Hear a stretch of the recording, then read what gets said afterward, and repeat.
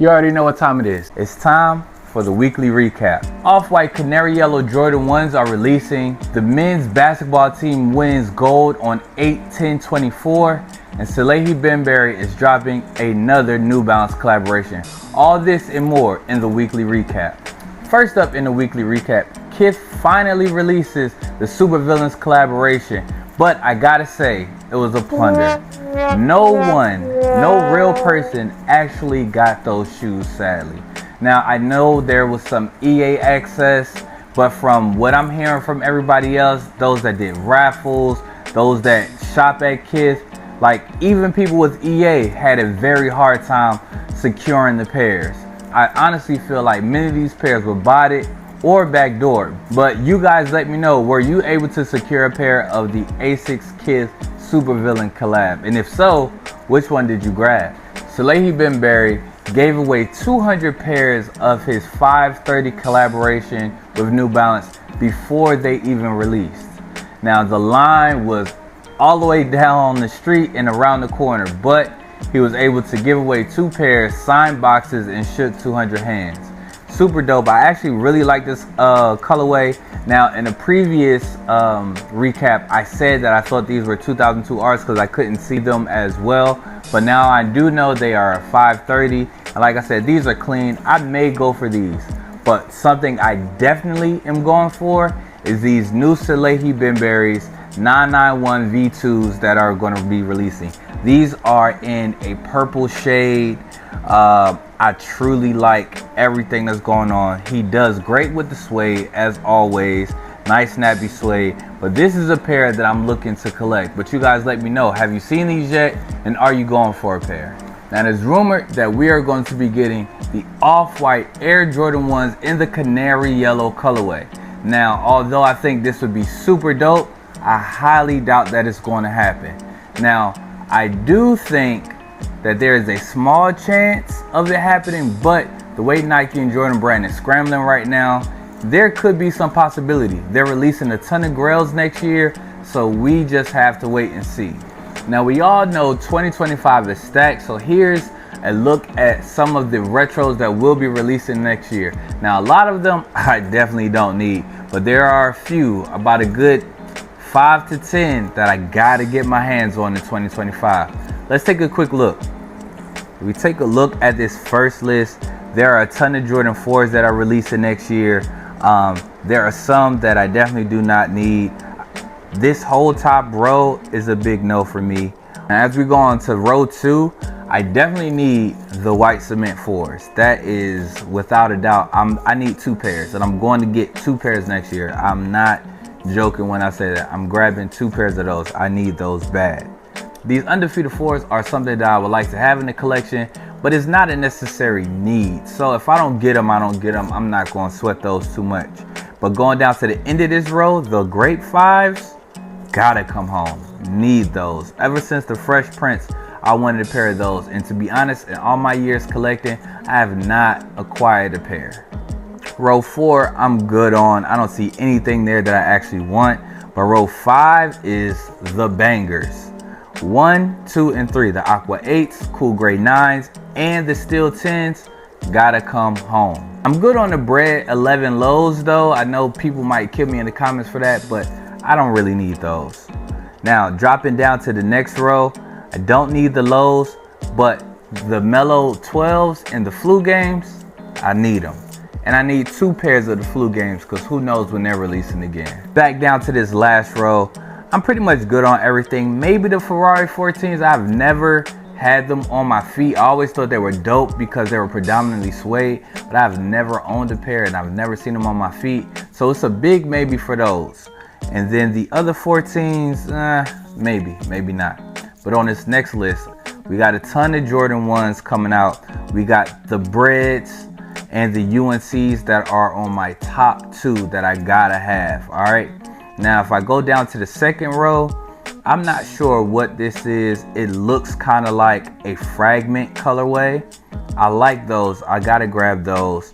The other 3 colorways on this row is a maybe. Now, once again, we're getting a ton of Travis's. According to this, we're supposed to be getting 3 pairs, and none of them really do it for me. So I'm going to skip over them. I feel like I have the best Travises in the collection, which are the OG Mocha Lows and the Fragments. But let's keep looking. Next row down, we have some Royal OG Lows, it looks like. And it's another pair, this pair with this pattern on it. I actually kind of like those. Once I see them in person, I'll know if I'll go for them or not. But those are kind of clean. And then we got one that looks kind of like the Baron Lows that released this year. Maybe that was a mistake, who knows, but I don't necessarily need those right now. Dropping down to the next row, I don't really need any of these. The UNC's Lows are cool, but I don't really want those. And I have the bleached corals already, as I talked about in the previous weekly recap. Don't need those 3s. The Black Cat Jordan 3s, I don't need. Black Cats are really not like that, y'all. I don't know what the hype is about those. But yeah, currently this whole row, I'm good on. And taking a look at the last row, I'm good on too. I know one of these are supposed to be the based upon the UNC shorts that he wore under his Chicago uniform, but we'll see what those look like in hand. Now, a lot of these are speculative mock-ups. My view or preference may change throughout the years, but we'll just have to wait and see. The week started off crazy with a huge Yeezy markdown. Now, whether you were online or on the Confirmed app, there were select models of Yeezy sneakers and boots up to 70% off. And I gotta say, I already grabbed the Salts before, but I had to get another pair. Like, I could not beat that price. So I got another pair that I'm actually gonna be doing a custom on, so you guys stay tuned for that. But they had the Yeezy 950s. Now those retail for $600. They went all the way down to $180, and they had a full size run. And they probably still on. I'll let you know as of recording this. But there's a ton of Yeezys. If you need them, they there. Last week, Joe Freshgoods dropped his 990 V6 collaboration from Prom to Paris, and I gotta say, my pairs finally came in, and they look spectacular. As a matter of fact, let me grab those now. All right, guys, here we are, the Joe Freshgoods 990 V6 Prom to Paris in the Paris Red colorway.